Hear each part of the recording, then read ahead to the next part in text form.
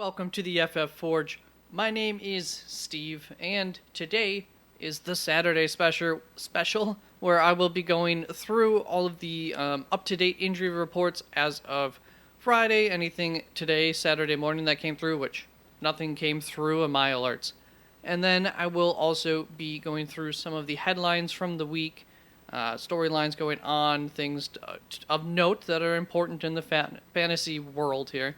And then I will also be going through my steel stock scraps, which is basically a start-sit. Steals being your kind of the starts, the stocks being the guys to believe the narrative on, whether that be you should be starting them or you shouldn't be starting them. And then the scraps, just like it sounds. That is the format of the show. I did my best to get in my Halloween outfit. Yes, this is Chonk doing the truffle, what is it? The truffle shuffle, okay. For some reason I thought it might be like the truffle shake, but been a while since I've seen that movie. I hope you all have a happy Halloween coming up, and a great fantasy week to help kick that off. So let's just start off with the Week 8 injury report, and as you can see, the quarterbacks are pretty bare. As we know, Matt Ryan is out. Ryan Tannehill is still questionable with his ankles, so keep an eye on that. I don't really know how much that impacts anything. You're not going to downgrade Derrick Henry just because of a worse quarterback, even though, yeah, that's going to make the defense a little bit easier to key in on him. But that'd be about it. So maybe for DFS, Derrick Henry would just be a little less juicy looking, depending on his price, which I'm sure is pretty high. So that is that. Then in Mac Jones, Russell Wilson, Derek Carr, Andy Dalton, PJ Walker are all going to be playing this week. Moving on to the running back injury list. So James Conner, Ezekiel Elliott, Chuba Hubbard have all been ruled out. As far as Arizona goes, the only thing to keep an eye on, so I have Benjamin fairly high ranked. Some people do. Others don't. For some reason, I'm not sure why he's as low ranked as he is right now, but that could be because people are expecting Darrell Williams to potentially be back. He is a game time decision, and that would definitely muddy the waters there and make Benjamin, in my opinion, going from a must start, a RB2, to being a flex option just because of concerns. But I would, no matter what, even if Darrell Williams, the fact that it is a game time decision, I would think that Benjamin's still going to get the large portion of the workload. So if you are struggling at running back, I still think he'd be a fine play compared to some desperation options out there.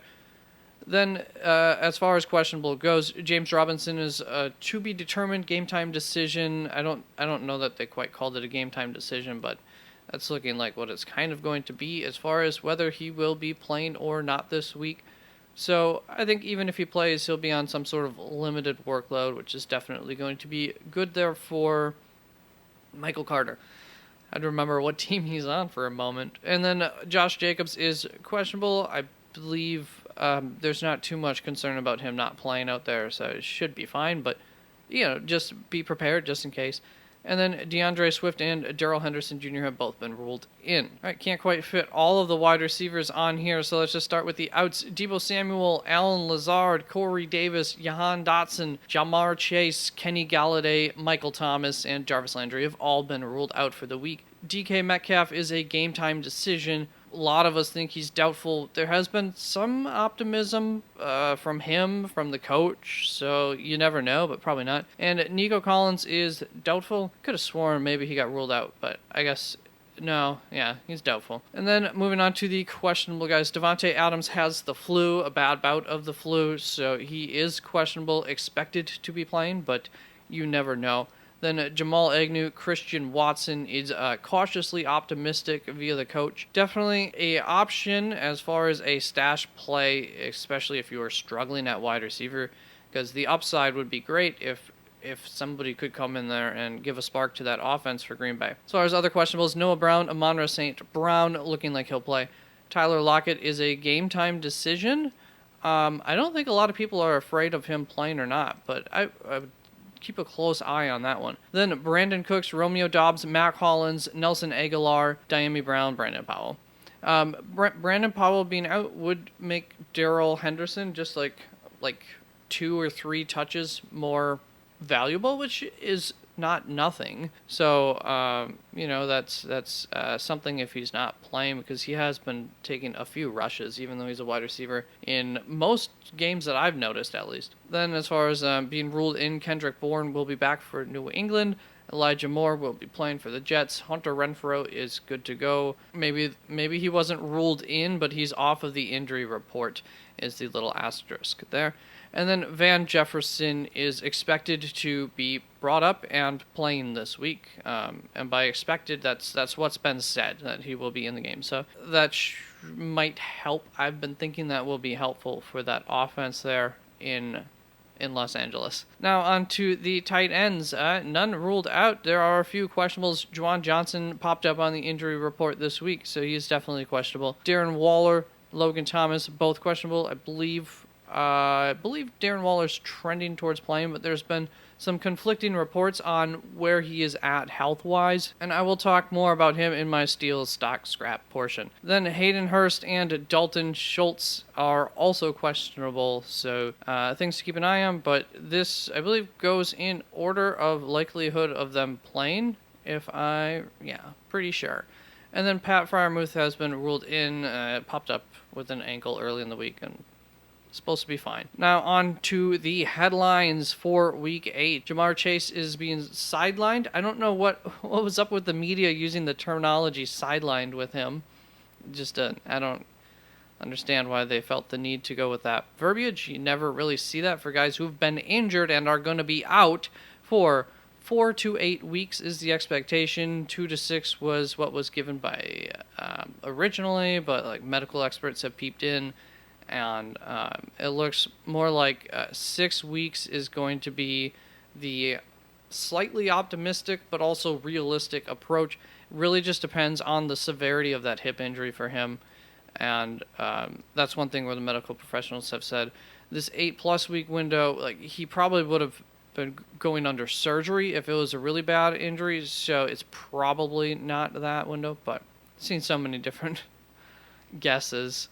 So let's move on to San Francisco is willing to deal Jeff Wilson. I guess hold on to Jeff. Definitely for this week, hold on to Jeff Wilson, because if there were to be an injury for a team, and like let's say the hamstring for Gus Edwards is worse than expected, then maybe a team is more willing to trade for Jeff Wilson in a spot where he would actually get some use and be fantasy viable at the very least. So that is possible. Then Daniel Bellinger had injury on his eye socket and is expected to be 4 to 6 weeks, but that was successful. So just want to bring that up. The young rookie, that's good news. Then the Falcons, A.J. Terrell, cornerback, out versus Carolina. So DJ Moore obviously looks all the better, and you can see that in people's rankings. He's been, for somebody who's been pretty darn bad all season, that's quite the, he has quite the jump in expectations for this week. Then for the Bucks, they lost linebacker Shaq Barrett to a season-ending injury, so that defense there for the Buccaneers just continues to get worse and worse. Sucks, but something to keep in mind for fantasy. Linebacker Shaq Leonard could return to Indianapolis this week, so that would definitely be helpful for Indianapolis, big time. Then Antonio Gibson, there were rumors that were shut down by the head coach about a trade with him. And as far as the Thursday night injuries go, brought up that Gus hamstring doesn't look serious according to the team. Then for Bateman, he retweaked his foot sprain, and Andrews had a new injury in the game, which apparently is minor, and it is a shoulder injury.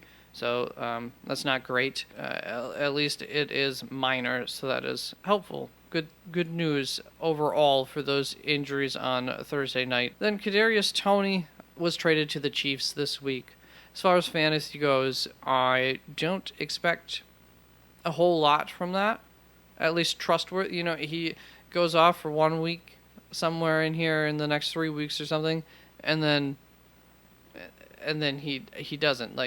And people are going to play him off of his first big week, and then they're going to be disappointed. That's kind of the expectation that I have for that, but that is a pretty cool addition there to the Chiefs nonetheless. Then Todd Bowles told offensive coordinator Byron Leftwich that they should be running more, was not happy with the game script of how much they got into passing in a game where it was close.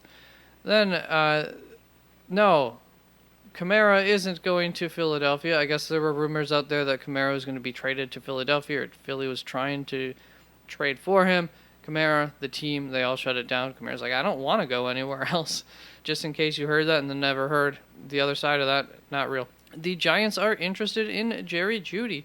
If a lot of people suspect that if the Broncos lose this week, there will be a fire sale there. I would find that a little bit curious given the contract they just gave Russell Wilson. Like, you're throwing away the second year on Russell Wilson's contract as he is getting older and hasn't been great right now. So I don't know about all that, but at least one piece wouldn't be a super shock, I suppose. Then the Los Angeles Rams, Kyren Williams, talked about this earlier in the week. They're not thinking about activating him until after this week's game, even. And that's just having that discussion. So I think a rumor went out that he was going to be activated for this game, and that was the news that came out. So just a heads up, especially around this time of the year with trades, as you can see here, there are a lot of rumors that go around that are baseless, so keep that in mind when you are hearing rumors. And so here's another one. The Zeke injury may be a couple of weeks, so just prepare in case that is the reality of that. Although they have a bye next week, so a couple of weeks being this week, next week, then hey, then he's back. So I don't know that there's too much concern there. Then TJ Watt is trending to be playing this weekend against Philadelphia. That would definitely have some sort of impact, and I believe I already changed my rankings a little bit and moved some of those players back a little ways with the expectation that TJ Watt will be playing. That will definitely be helpful for Pittsburgh defense, especially going forward. And Travis Homer, I didn't get the M in there. Travis Homer is coming off of the IR for Sunday and expected to play. And Snickers would like to say hello. Say hello. Say hello to my little friend. Welcome to the Steel Stock Scrap portion, which is basically a Stardom Stidham with a little bit more to it. And I will bring up that I am really going out on a limb to make sure that I have names on here that I think are players that people are actually having to think about. The worst thing about looking at start-sit lists is coming across names that are no-brainers. I try to make these as hard as possible on myself. I am taking guys, for the most part, that I am the furthest away from the consensus, the average expert. So I'm not making easy decisions, and that's important for you to remember because, yeah, I'm going out on a limb on some of these names. Also in this section, I will provide a DFS value play, which is based on the FanDuel pricing specifically for no specific reason, however. And I will have those one or more sometimes at the end of each position, and then I will recap that right at the end. So if you want to go down to the chapter markers, if that's all you're interested in, I will recap that right towards the end there. And then the only other thing is here you'll see 1 to 2 words, short descriptors of how I did last week for each of these sections. So for instance, last week for the tight ends steals, I did decent. I did all right with those picks. And this week we're starting off with one of these gut calls, more so than anything, with Dawson Knox, who I have ranked 8th. The ECR in him is 14, so I have him 6 spots ahead of the ECR. And going up against Green Bay this week, that's a lot of the reason. I don't expect Green Bay to really be able to stop this offense, so I do expect there to be plenty of opportunities, which is the reason that I like a Dawson Knox as far as those touchdown opportunities go. Also, I may be moving him back a few spots, but the furthest I will be moving him back from what I can see would be into the 12th spot in my rankings, which would still be as a starter. So just in general there, I like Dawson Knox this week. Be prepared to be disappointed, but I like the ceiling is what I like about him. Now on to Evan Ingram, who I have ranked 10th. The ECR is 15, so I have him 5 spots ahead of the ECR going up against Denver this week. Evan Ingram is my Mr. Solid it is not a great matchup going up against Denver. The tight end position is one where you can do okay against Denver at least. So I expect Evan Ingram to see a similar amount of targets as normal, maybe even more. This Denver defense did suffer a loss in Baron Browning that might make things a little bit easier on the offense. Denver's made a lot of players look pretty bad this year, so it is a riskier option. But as far as tight ends goes, I trust Evan Ingram to give me that floor, and I still trust it this week. Now, moving on to my stock options, and last week I nailed it. So let's try that again. For this week, I have Darren Waller not ranked. The ECR on him is 33, so essentially he's not ranked there too. But going up against New Orleans this week, they are very good up against the tight end. And I really wanted to bring him up because in my tight ends video, I said I would bring him up to, I think, like the 12th spot there in my rankings, have him as a starting tight end. And I don't quite feel that way anymore. I'm a little bit concerned about that hamstring and that injury, and I got reminded this Thursday with Mark Andrews on why I tend to lean towards the conservative side with guys who are coming in from injuries and trying to sit them when I can. Darren Waller would not be in my start territory. He would still make it into, I'll play him if I am in a position where trying to find a different guy, or there's no options on the waiver wire, or adding a waiver wire option would mean me dropping a very valuable option at a different position. Don't want to do that. I'll still play him. Now let's move on to Dalton Schultz, who I have ranked 9th. The ECR on him is 13, going up against Chicago. Obviously, I have him in starting territory. He's borderline starting territory by the ECR, and generally my advice is go right ahead and play him. He looked really good last week, and unfortunately, he almost got really injured. He had his knee got caught from under him and bent very oddly, and that is, I believe that was the PCL knee, his right knee. So it was scary. He ended up coming back into the game. He is questionable for this game, so keep an eye on that. But I do believe the expectation is that he will play, and really loved the chemistry was there for him and Dak, and he looked pretty good. Now let's move on to the scraps for the tight ends, where we will see somebody who I've had in here before. Robert Tonyan, I have ranked 14th. The ECR on him is 10th, going up against Buffalo. So I do like the ceiling there for Robert Tonyan, but in general, I don't really like the Green Bay offense this week going up against Buffalo. It's risky. So I'm happy to have him outside of my tight end 1 territory there. And last week, I did okay with my scraps for the tight ends. Now, Irv Smith, the ECR on him is 12. I'm 4 spots behind ECR at 16.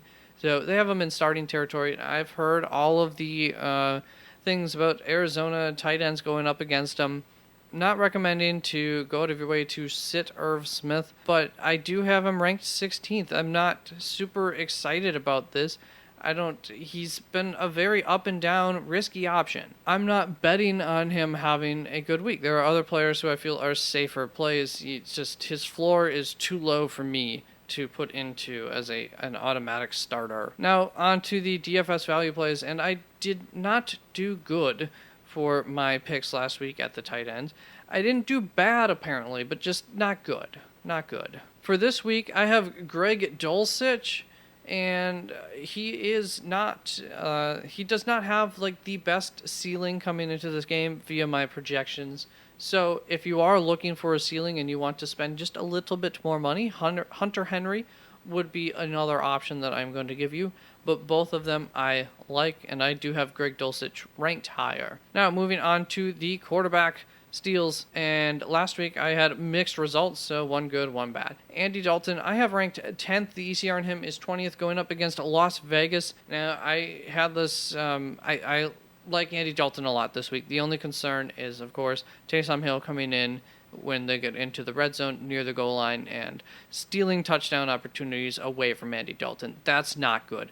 But I do expect there to be plenty of opportunities. Do expect some of those deep throws to potentially to be there and hopefully get caught and go all the way for a touchdown from Andy Dalton. That's something that this Las Vegas defense allows. Excellent matchup. I don't want to miss out on it if I am choosing from the waiver wire quarterbacks. So much so that I have him as a starter this week. Love the ceiling. And then Jared Goff, similar thing here. Love the ceiling. I have him ranked 7th. The ECR on him is 13th, so I have him 6 spots higher than the ECR. Going up against Miami, that should be a shootout. Detroit is healthy again, so I expect it to be a shootout. So that is, those are my steals. Loving Jared Goff and Andy Dalton this week. Don't love the names being there as my steals, but that's just how it works out with how the quarterbacks have been this year. Now onto these stocks where I did bad-ish last week, and we'll get to that shortly. The Dak Prescott is the bad-ish. Kind of a funny story about that. So for this week for my stock, I have Aaron Rodgers, and he is being started in 30% of leagues. I have him ranked 36% of leagues. I have him ranked 20th. The ECR is 18. Going up against Buffalo, terrible matchup. His weapons doesn't have Alan Lazard. Might get innovative this week and put up a fine fantasy day, but definitely there's other options out there. Go get Andy Dalton in a smash lineup. He's the second best quarterback last week in a less good matchup. Yeah, I don't want to be playing Aaron Rodgers this week, and both myself and the experts are telling you not to. So this is too high here at 36% start. And then Matthew Stafford still being started in 20% of leagues. I have him at 21. The ECR is 17 on him, so I have 4 spots behind the ECR, but neither of us are really recommending to start him at all. So sit him, please. You shouldn't be starting Matt Stafford. Going up against San Fran this week, their defense is not as good as it was. I suspect Joey Bosa should be back this week because he might have been back last week. So they're getting a little bit stronger here, and stop it. 20%, too high. Now on to these scraps. Dak Prescott, I had as a stock last week. The funny thing is I ended up editing it into looking like I was very confident in my start Dak Prescott. But the weird thing is in between where I cut, so I ended up cutting it to, it just went like, you're playing him, trust it, you're playing him, or trust it, you're playing him, trust it. Something like that. And it came off super confidently. What I cut out was a minute and a half ramble that led to me being essentially laying out an argument against him. But I had him as like a stock, you're playing him, you're trusting him this week. And I was a little bit less confident in one of those, like, you're trusting him, but how it ended up getting edited, I came off so confident, like, it was just kind of funny. And I couldn't, once I had it edited that way, I was like, oh, this is like perfect. Hopefully it works out. And I regretted it like immediately when I posted the video. I regretted it just leading up Sunday morning. I'm like, I think I'm too high. I'm pretty sure I moved him down a little bit in my ranking. Still had him as a start, but I'm pretty sure I moved him down because I was expecting the run game to be awesome in that game. So why am I sitting here recommending to start Dak Prescott as well when he's coming back from his injury and just a mess? So this week, not because of that, I have Dak Prescott in my scraps for similar reasons as last week. Like, do you expect them to lean on the run? Now, in the opposite of last week, Ezekiel Elliott was ruled out. So I do see a world where that rushing attack actually comes via some passing, some short passes to Tony Pollard. Because Tony Pollard's not a totally different running back than Zeke. Zeke brings that power back, rushing attacks to the team. This is a coach, Mike, I wanted to call him Holmgren, whatever. Their head coach has a history of wanting to have rushing teams verbally, never following through with it. He has finally followed through with it to some extent, and here's his chance this week to not follow through with the rushing attack when he should. So we will see. I have him 5 spots behind the ECR. I have him outside of starting territory. Not a terrible start, but I am setting him on top of my scrap pile. I do think that there are some better options that you can go out there and get, like those steals that I provided for you. And then I also have Trevor Lawrence in the scrap pile. I have him ranked 19th. The ECR I'm in is 15th. This is nothing new. He's been laying on top of my scrap pile for a few weeks. He has been proving me wrong with that, but here I am again. And if nothing else, it's an overseas game, so don't really feel comfortable with, I don't like players in those games necessarily. It doesn't always get reflected in my rankings. This week, I'm not really reflecting that in my rankings. It's the fact that he's going up against Denver. As I said, they've made pretty much every quarterback not look good. So don't like that either. The question is, does Trevor Lawrence run a touchdown in on the ground again? Because that's what's been killing me for my predictions with Trevor Lawrence. I don't think he's a good play this week. Then DFS value play. Last week I did fine. Let's actually, for the scraps, I did bad on one of one. The other quarterback, I guess, didn't start for the week. If I don't recall how that worked, who it was. But onto the value plays where I did fine last week for my value play. This week I am going to say Justin Fields is a good value play. He is not super cheap, but he was pretty darn cheap for his upside there. Going up against Dallas, it is a bit of a risky matchup, but he does, it's his feet are what works out for him. So we're gonna hopefully see him get a lot of rushing yards again, and maybe hit with a deep bomb to Mooney at some point. Now on to the running backs, where last week I did bad on one of the one running backs. The other running back ended up sitting. I think it was Kenyon Drake, so then I had a just ignore this if Kenyon were to, or if Gus Bus were to play. So on to this week's steals. I have DeAndre Swift ranked 7th. The ECR in him is 19. I try to avoid, like, hey, we both have these players as starters, but especially at this point in the season, it's very possible for you to have multiple guys that are in the top 15. Going up against Miami this week, once again, should be a shootout. Love DeAndre Swift this week. So if you are feeling the same, I'm here to confirm that bias. Frickin' play him over some of these top 15 guys on other people's ranking sheets.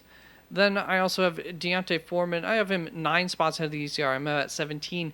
ECR is at 26. Going up against Atlanta. Really great matchup for him this week again. And Chuba Hubbard has been ruled out. So it is his backfield to own. Obviously, he won't be the only one rushing the ball, but I'm sure he'll get plenty of work in a good matchup. I like him a lot, obviously. A little surprised that the ECR is still this low on him, but maybe that moves up a little tick before kickoff here with Chuba Hubbard just being ruled out yesterday. Now on to the stock options, which I did good on, and I did good with an exclamation point. Not quite great, apparently, but good. So I know Tony Pollard was in here last week, and have him as a stock again. He's being started in 59% of leagues, yet the ECR is 12 on him. I have him at 14, going up against Chicago. Expect that to be a good rushing tech. He has the backfield to himself. Just like I said, he may not necessarily have a whole lot of straight rushes, and you'd kind of hope he doesn't. Expecting a fair amount of dump-off passes to him, or creative, maybe even end-around type plays, maybe a little shovel pass going forward to him a couple of times. 59% starting is a little too low, and so I just wanted to throw a reminder out there that he is a must-play this week. I find it hard to find a way to keep him off of your roster, and it's a similar story here for Kenneth Walker. He's only being started in 70% of 70% of leagues. Yet, I have him 3. The ECR is 5, so I have him 2 spots higher. He's a top 5 freaking running back this week. What are you doing? 30% of leagues. There's no way you have 3 other better running backs, or 2 running backs and a better flex spot too. There's no way. So start him this week going up against New York Giants. Pretty darn good matchup there. He's a smash hit play. I don't know how he's not started in more leagues. On to these scraps, where I did good last week with who I gave you. And this week I'm going to, once again, I think I had Brian Robinson in here last week. Brian Robinson, I have ranked 31. The ECR on him is 25. That's almost identical to how it looked last week, and I did good last week. So, reminder. Going up against Indianapolis this week, it's not a great matchup, not a bad matchup. It's just that Brian Robinson, it's dependent on him getting a touchdown. That's all. I don't dislike Brian Robinson by any means. Just don't think there's much of a ceiling, and he ends up in this range of finishing at the end of the week. And then I have Najee Harris ranked 25th. The ECR on him is 21, so I'm setting him on the scrap pile. He has looked so much better these last 2 weeks since he got that plate taken out of his shoe, so that is awesome. But this week they're going up against a fresh Philadelphia defense. very fresh, coming off of a bye week, a very good defense. That all scares me, so I'm just not very high on Najee Harrison. If I have the ability to sit him, I would be. And on to the DFS Value Plays, where last week I gave you 5 names, and 4 of those names worked out very well. I did excellent. And one of them almost worked out. I believe it was an injury thing. I believe it was an injury that caused it to not work out. I can't remember anymore. Now, this week, I'm going to give you the name Tony Pollard because he is quite cheap this week, and as we've gone over, it should be a great play. If you want to spend just a little bit less, I think he costs just a little bit less, but he does not have the same ceiling as Tony Pollard, would be Devin Singletary, I think is a good option. And if you really want a Hail Mary option, Kareem Hunt is super cheap, and there has been some news that's come out that, like, Kareem Hunt hasn't been purposeful, that he hasn't really been used. The team's not punishing him or anything like that. I have some concerns about his usage. So do a lot of people this week, with him being a potential trade option. But definitely a Hail Mary / contrarian play if you really needed to get cheap at that. So I would just start with Tony Pollard in my lineup, and then if you're finding that you don't quite have enough money to get a guy that you really want at a different position, take a step down to Devin Singletary. And if you're still finding that you need a little bit of money, then hop on down to Kareem Hunt. I'm sorry if I keep looking just off camera. Dumb me. Now on to the wide receivers, where I just... horrible.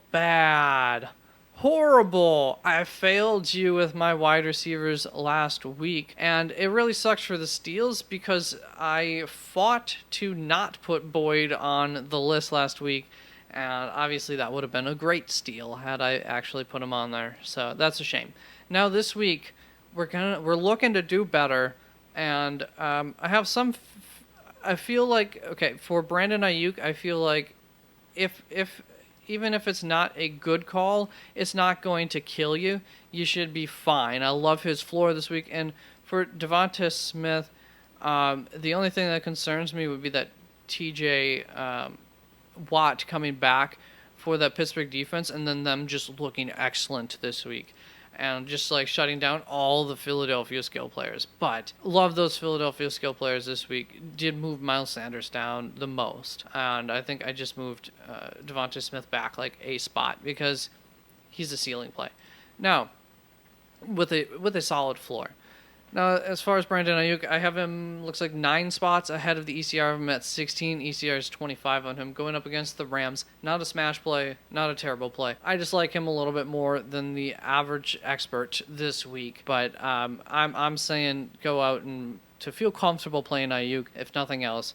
He's got you. He should have a safe floor for you. And then Devonta Smith, only being started in 52% of leagues. I have him ranked 11th. ECR on him is 19th, so 8 spots higher than ECR, going up against Pittsburgh. Really, really like him this week. He's hard to sit any week, in my opinion, just because of the ceiling that he provides to you, and in what's been a pretty decent matchup. Not as good of a matchup as it was for a while this season at Pittsburgh. I like him coming off a bye too, so I would not want to see him go off on my bench. That's all I know. That's going to be the same story right here with Gabe Davis. But let's start off with Curtis Samuel, who is being started in 25% of leagues. I have him ranked 35th. The ECR is a 33rd, going up against Indianapolis. And here's where I could get myself into trouble when I'm giving myself ratings, because I tend to look at these and think, oh, I recommended that person as a start. Well, Curtis Samuel is going to be one of those cases. No, I'm saying to trust the experts and trust myself in not starting him. This 25% start rate is too high. You can find some better options. I have guys ranked behind him who I would rather play over him just for the ceiling, unless I was just in an absolute smash, like my opponent looks very weak this week, so I'm starting him. Gabe Davis is being started in 52% of leagues. I have him ranked 18th. I had him higher earlier on this week. And the ECR in him is 16, just a couple spots higher than me, going up against Green Bay. This is a ceiling I just don't want to see him go off on my bench.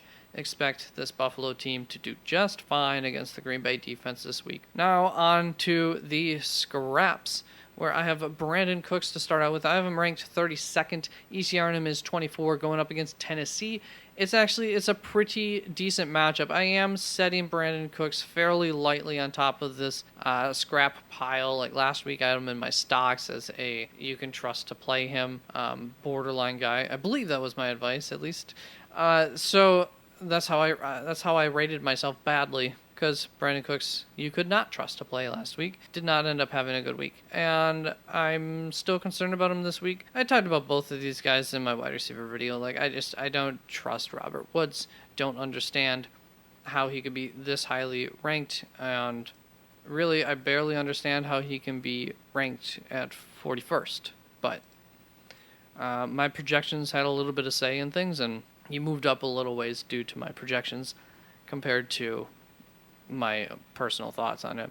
And then DFS Value Play. Last week, I gave you 3 names, and they were underwhelming. Nico Collins was one of those names. He got injured, so that he was looking like he was going to make this go from what was underwhelming to good. It would have been good because those other 2 names didn't do excellent or anything like that. This week, I am going to suggest that you play Darnell Mooney. So that is my DFS value play. There weren't like a lot of super cheap options there, but there are a few guys that you can find below him that would be okay plays as well. Just don't provide that ceiling that I'm looking for. Let's cover the other DFS value plays. I have Tony Pollard as my running back play. You can see a couple other options there too if you want to pause that, if you're just looking at this section of the video. Then Justin Fields going up against Dallas as my value play for the quarterbacks. And for the tight ends, I have Greg Dulcich as my number 1 value play. But if you wanted to spend a little bit more for a better ceiling, you could just do that for Hunter Henry. Yeah, those are my value plays for this week. Thank you very much for tuning in this Saturday. Hope you have a good Halloween. Hope you have a good fantasy week. Peace out.